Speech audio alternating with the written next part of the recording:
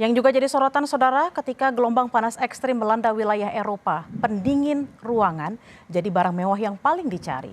Di Paris, Perancis, warga sampai harus berkelahi demi bisa mendapatkan pendingin ruangan dengan harga diskon.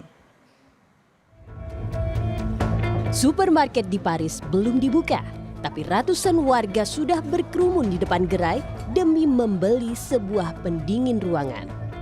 Saat pintu dibuka, mereka langsung berjejalan, berebut masuk ke gerai supermarket.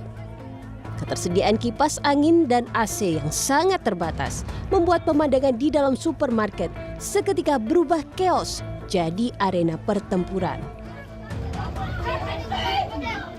Tarik-menarik antar pembeli bahkan tak terhindarkan.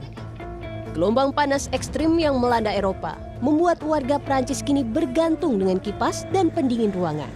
Akibatnya, permintaan akan pendingin ruangan melonjak drastis hingga membuat beberapa toko kehabisan stok. Pose pas la question du prix de ce que ça coûte. Le principal c'est d'être bien dans sa peau au moment voulu. Et là avec les chaleurs intenses. Plus de 300 maintenant. Je plains tous les jours, je pense à la climatisation à la maison qui augmente effectivement aussi nos factures énergétiques. Combien à peu près? À cette époque-ci, au moins 50%. Ah oui, on passe de 200 à 400, 450 euros.